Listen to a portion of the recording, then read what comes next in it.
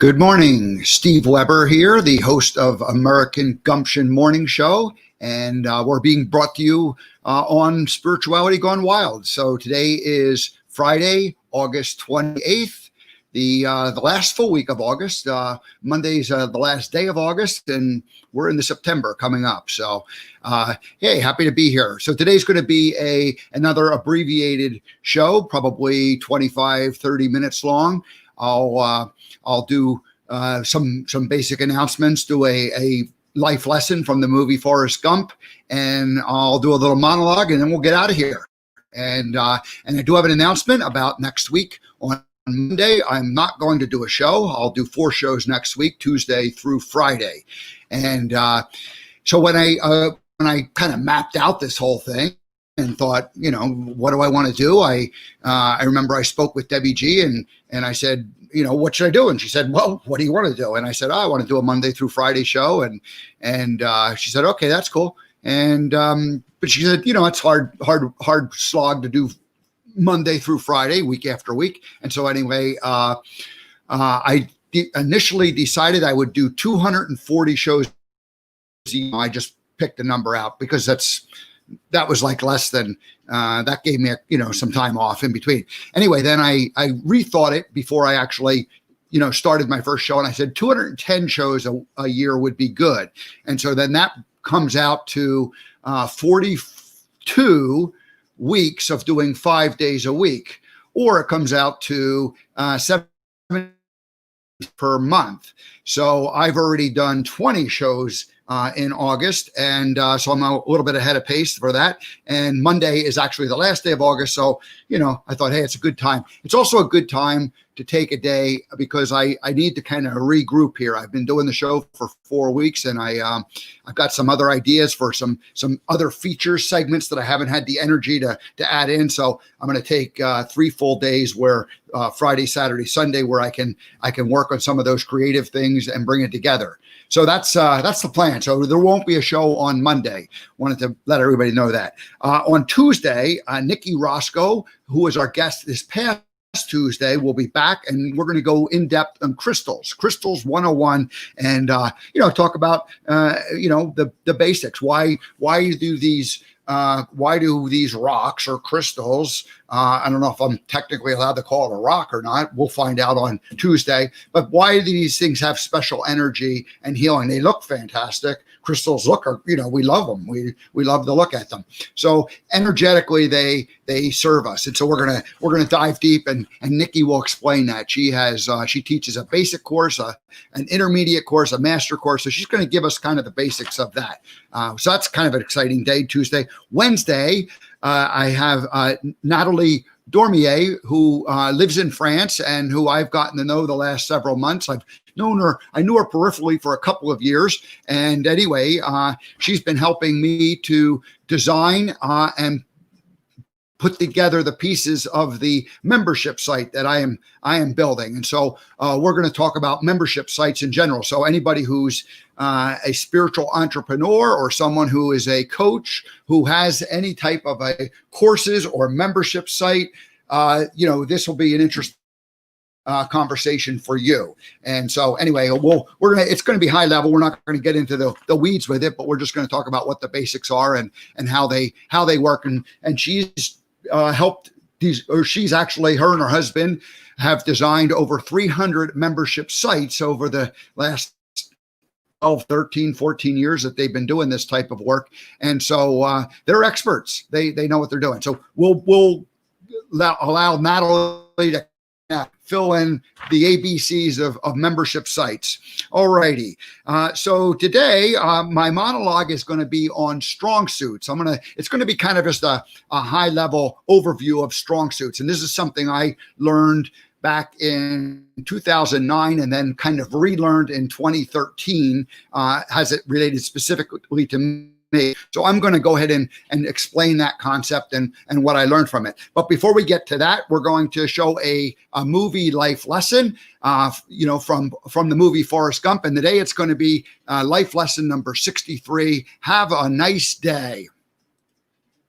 Have a nice day.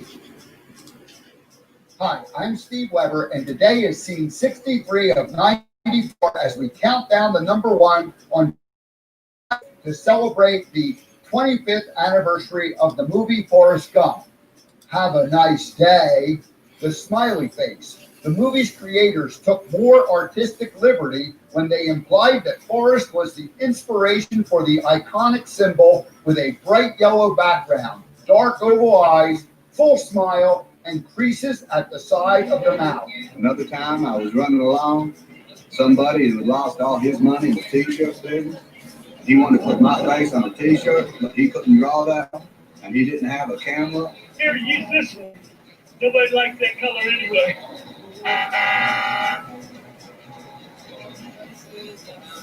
Have a nice day.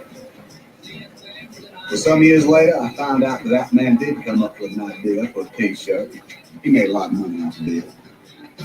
Harvey Ross Ball is credited as the creator of the original design. In 1963, he created it for State Mutual Life Insurance Company to raise morale for its employees.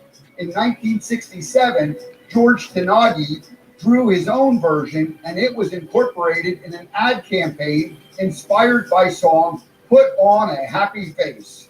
In the early 70s, Philadelphia brothers Bernard and Murray Spain used the design to start selling novelty items with the phrase, "Have a happy day," which morphed into "Have a nice day." But why not we just all believe that Forrest Gump was the inspiration for the smiley face? And besides, it's easier to remember Forrest Gump than it is to remember Harvey Ross Ball, the brothers Spain from Philadelphia, or George Tenagi. Have a nice day. Do you want to be more Gump-like? Try putting on a happy face and wishing someone a nice day the next time you get mud splashed into your face. Let's learn to live our lives with gumption.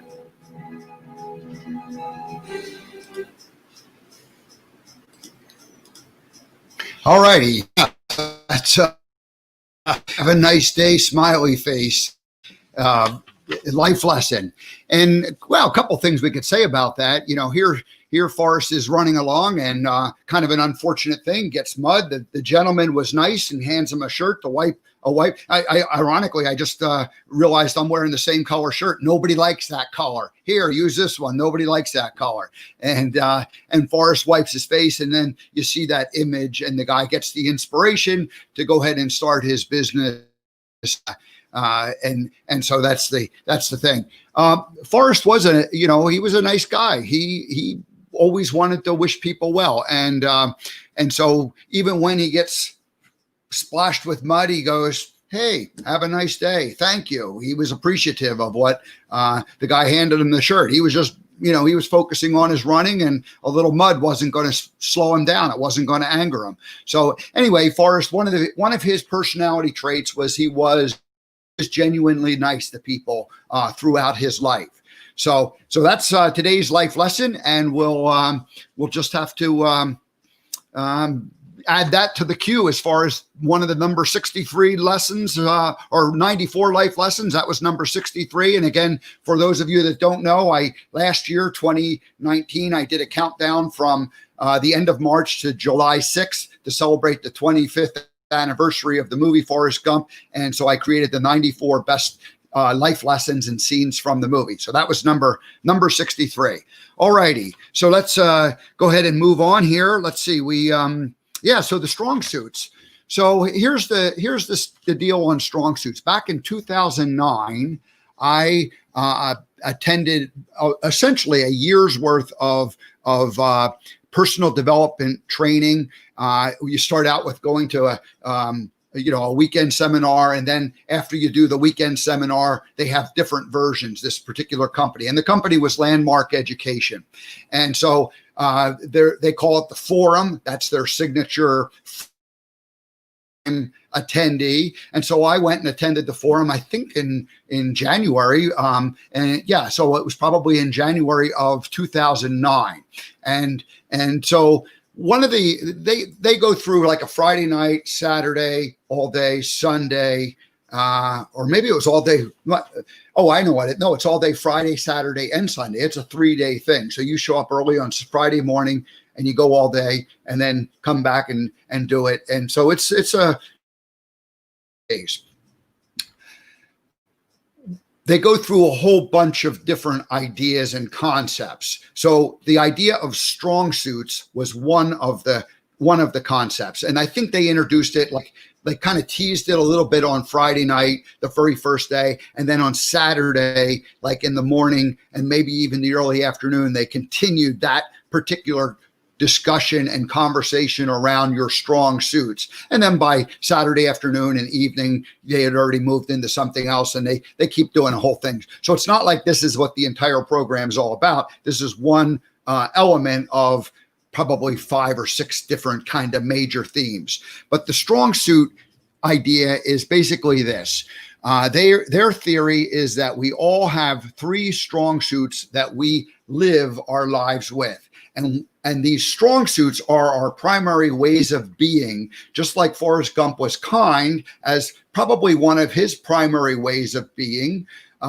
We have different ways that we can behave. You might be kind, you might be generous, you might be social, you might be analytical. You got a whole variety of different ways that you can be. And these ways of being are the 3 primary ways that you behave throughout your life to succeed. And so the theory, though, is that that these ways of being, when they're unconscious, when they're operating in your subconscious, which is where they have basically formed into your subconscious, when you're behaving subconsciously, they work a lot of the time. So let's just say they work well over 50%. Maybe they work 50, 60, 70% of the time.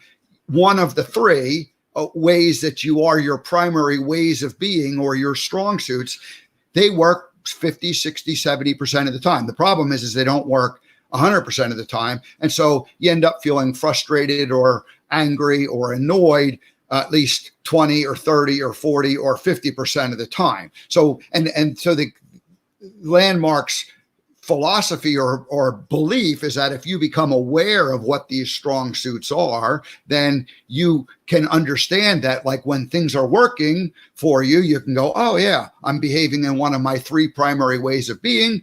And when you're frustrated or annoyed, you can go, oh gee, it's not working in one of these ways of my primary ways of being. So now the 3 strong suits come about in 3 specific periods of your time in your development, from childhood up to young adulthood. And so the first one occurs when you're somewhere in the 4, 5, 6 range, somewhere along there. And more often than not, something that you go, oh my gosh, I'm not smart enough. I'm stupid. I'm a dumb kid.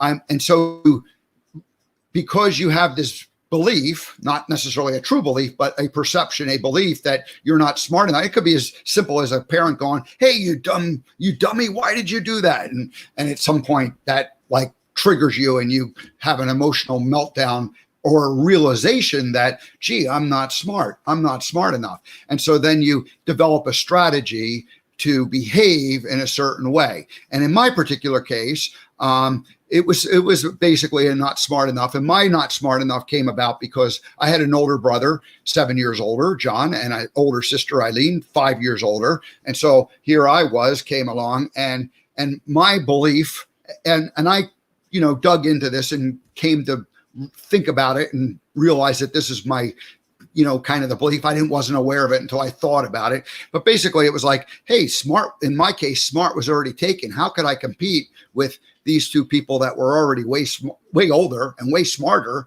than me? And they were smart. They had good grades in school. So they were like smart. So I was like, oh my gosh, I guess smart's taken. So I decided I would be social. And so I developed my skills of talking, communicating to people. Well, social's been a great strong suit for me. Social has served me very well. I would not be able to do what I'm doing right here, right now, had I not developed the ability to communicate, be social, like to meet people. I wouldn't be very good at interviewing people on the American Gumption morning show if I didn't like communicating and talking with people. So social is kind of my first strong suit. And it again developed out of the idea that I wasn't smart. Now you might have developed you certainly would have in their theory that these strong suits develop at specific time periods. So you develop your first strong suit at that 4, 5, 6 range. And it's usually triggered by not being smart enough somehow,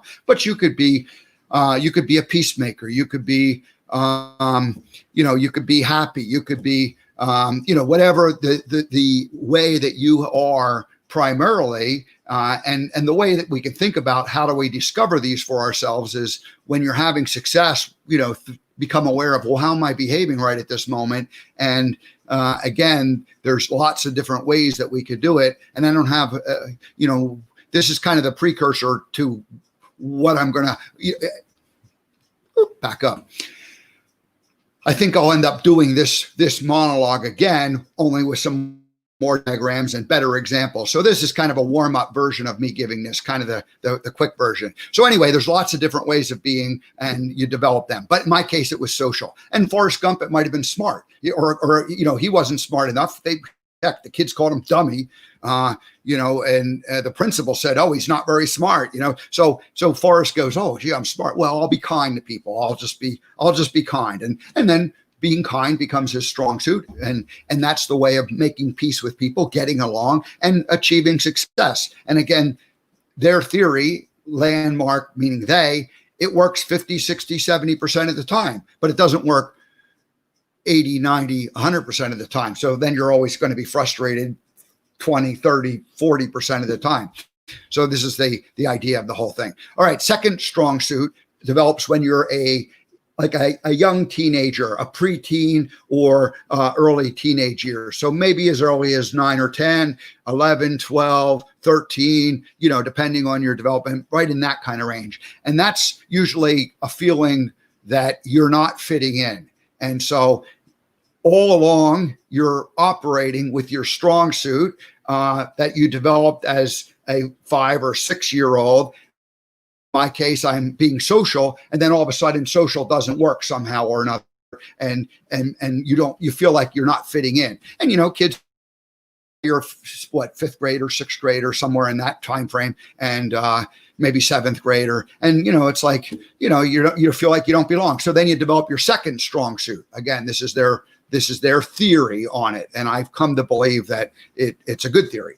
So in my case, I became independent as my second strong suit. And the reasoning was that I had my feelings hurt by this girl, and I'm not going to go into today, but it's the roller skating rink story, and I've written about it on the Speaking Gump website. You can go right there today and find it and read all about it. But basically, I didn't feel like I was fitting in socially, as far as, you're starting to develop an interest in boys, are developing an interest in girls. And so I had this incident where I suddenly was, feeling like, I had my feelings hurt. I was wounded. And I thought, hey, I'm going to be independent. I don't need anybody else. This is crazy to put your heart there. Of course, you're just a kid. You don't really are, it's not like you're really putting your heart out there, but you're doing it in that, early stages of development. And yeah, so anyway,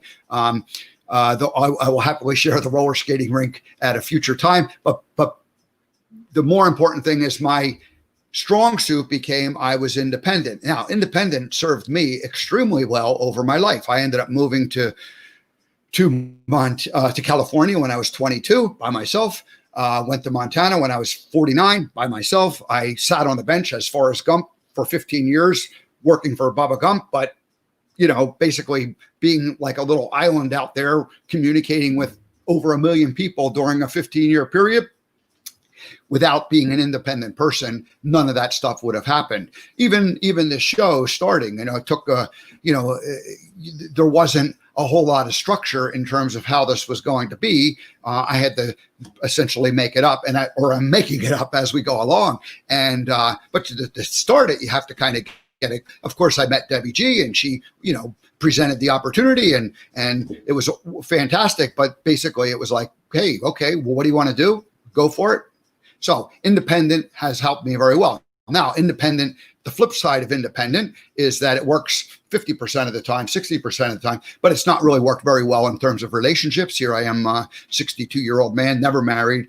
All the relationships that I had, kind of all have followed a certain pattern. When this all came to my conscious level, it was buried in the subconscious level up until 2013. Then I was like, oh my gosh. And I'm saying 2013 because I attended a year's worth of the landmark education in 2009. And when that year kind of came to an end, I was like, I just want to go live my life. I don't want to mess around with this stuff anymore. And so I kind of dove into other projects and other things, but there was a lot going on there. And I had developed I had uncovered a lot of stories around my around those formative years in terms of, the thinking about, how when I was 5 or 6, I realized that I couldn't compete on smartness because smartness was already taken. That was taken. And then, again, the roller skating rink story and some other stories. So I had these things there, but I didn't quite piece them all together. So it was in 2013, I went back and I reviewed the landmark forum, and I went there for the weekend and kind of went through it again. But this time I had the benefit of, like, I already had foundation of like a lot of the stories that were circulating in my from my past. And I had kind of had all the major pieces kind of laid out on the table, but I didn't quite get how they all fit together. And so it was on Saturday night after that first day where they introduced the concept Friday, and then Saturday morning they had this big conversation. And then our homework on Saturday night was the kind of try to sort out our strong suits. And I were just getting this moment of instant clarity around it, where it's like, oh my gosh, the first one, social, second one, independent, and the third one, analytical. And so suddenly, boom, it hit me like a ton of bricks, and it hit me, it's like once you became aware of it, you just never go back. So that was that's the 3 strong suits. Well, I haven't mentioned the third one. So the third one happened. I go now to live in California. I had worked with my father after high school, after high school. During high school, I worked with my dad for 4 years during the afterwards. When people my age were attending college for 4 years, I was working full time.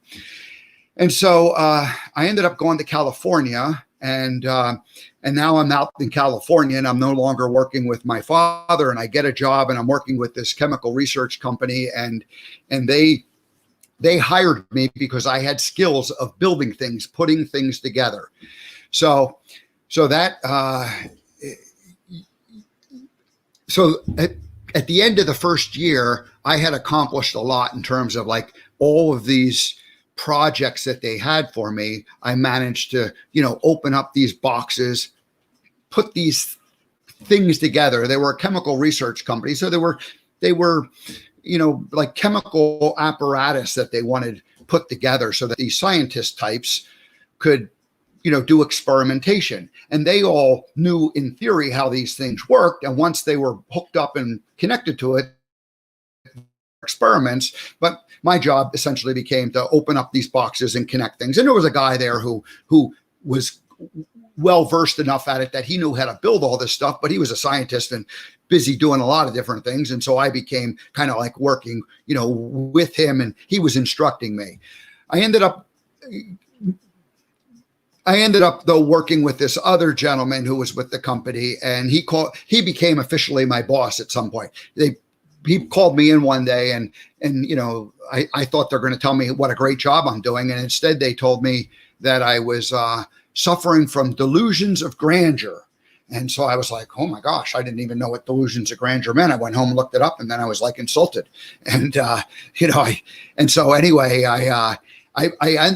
so that was the third moment. That was that traumatic third moment where I was like, oh my gosh, being social and being independent isn't good enough. You need that third strong suit, to develop. And so I became analytical. And the reason why I became analytical is that I was like unaware, like I didn't even necessarily know how I was being. And so I thought, well, I'm gonna cross all my T's and dot all my I's before I make any more moves. Well, as a result of that, I ended up not trusting my instincts, and I became very head oriented and not heart oriented. Now, my instinct, my heart, still worked pretty good. I understood. Like I would have an instinct what I should do, but then I would overthink it and like try to justify it, all from an analytical point of view. And so anyway, so that was my third strong suit. Most of the time people develop, and again, that was where you're not fitting in and you're on your own. Okay, so I haven't mentioned that. So the first one was you're not smart enough. The second one is you're not fitting in, and the third one is I'm on my own. I'm independent, and not like in a good way, like, yeah, I'm independent, more like, oh my God, I don't have the protection of my parents any longer. And I had just worked with my father for those 4 years earlier. And so I was kind of protected in that cocoon where I was able to be aggressive in my creativity. And so I was pretty aggressive in my creativity when I worked for this company in the early 1980s, and I was pushing them, and then they said, hey, chill out, dude. You're not the guy who runs the place here. You're just some schlub that we hired to come in and put this stuff together for us. We appreciate you're doing it, but back off. And so anyway, I kind of got slapped down and put in my place. And so that was quite profound. So the roller skating rink story about independent, 40 years old when I kind of figured it out. The delusions of grandeur story, becoming analytical, that was a 30-year-old story. These were secrets.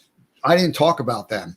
And so I had these 30 and 40-year-old secrets stuck inside my head, operating me on a subconscious level. And again, nothing wrong with being independent, and nothing wrong with being analytical, and nothing wrong with being social. The problem is that they only work 50, 60, 70% of the time. So that means that like at least 30% or even 40% or even 50% of the time they're not working. And if you're not aware, then you're going to be frustrated and annoyed and you don't even know it. So now, after that moment, I went, oh, if I'm annoyed or angry, it's like, well, how am I being? And usually it's like I'm trying to force social, I'm trying to force analytical, or I'm trying to force independent into working when it just isn't an appropriate way. We have the ability to work other ways, but we have to do it at more of a conscious level, because if we're just operating at a subconscious level, going to revert to the three strong suits. So that's the story. I'll go into that in more detail in a future episode. That's probably an hour-long monologue, and I need to have some slides prepared and better examples for you to think about. But I wanted to do today just kind of a quick version of it as a practice run, or throwing it out there in terms of just one of those things. Most of the way this first couple of weeks have gone is, if I have a guest, great. I'm preparing for that and focusing on it. And if we don't have a guest, then I just sort of, do what feels like I should do to help keep this show and this concept and the whole thing moving forward. So at the end of the first 4 weeks here, pretty happy, that this has been, the whole show has developed and has gone. I need to step away from it just a little bit, kind of step backwards, I should say, at least, and not way, but backwards from it, and take a, kind of like, okay, well, where am I? What do I need to do? I've got a whole bunch of more ideas I want to add in, but I haven't had enough room to breathe and feel like I can add them in. So as a result of that, I'm going to not do a show on Monday. I'm going to come back Tuesday and interview Nikki Roscoe, and we're going to talk about the Crystals 101. And we're going to meet on Wednesday with Natalie Dormier from France, and we're going to talk about membership sites. Her and her husband have created more than 300 membership sites for people. So she is an expert on what works, and she's helping me work behind the scenes right now. So we'll talk some about that, not specifically about mine, but really about the big picture of it. And then I've got a couple more guests I'm talking to for Thursday, Friday. So I would hope, I haven't done it quite yet, but I would hope I have a full week, guests all week long. And then after that, we'll probably do a full week of shows the following week and the week after that. So we're going to get a good, number of shows under our belt as this keeps on going. So anyway, that's it. Yeah. Oh, look at that. Right at the bottom of the hour. So anyway, everybody have a great, I forgot. I did not update you on my father. And so let me do that right now, and then I'll sign off. So Dad is still in the hospital today, right now, but the plan is that he's coming home today. So what had happened was the short version is that 7 weeks ago, he develops an ear infection. First, we go to take him to the family physician, get some drops, do some things. After a week or two, it's not better. Go to an ear, nose, and throat specialist and get some stronger antibiotics. They're looking in there. They're definitely seeing an infection or a irritation, and so he goes through this process week after week after week of like slightly stronger antibiotics, every one of which they say this will kill it, this will kill it, this will kill it, the infection. And each week it's like sort of gets a little better, but then it sort of just keeps on going. And eventually it's just really irritating for him and annoying. So last Monday went to the doctor, and they said, well, obviously what we're doing isn't working. So let's put you in the hospital, and we can use an IV antibiotic and medication delivered intravenously. And so, that was the plan. So he shows up Monday, and they get a treatment. On Tuesday, there's an infectious disease doctor, and that doctor says, I really believe that these oral medications should work. So let's not, but because we don't know for sure, let's go ahead and just on Tuesday, give him the oral medication and not the intravenous medication.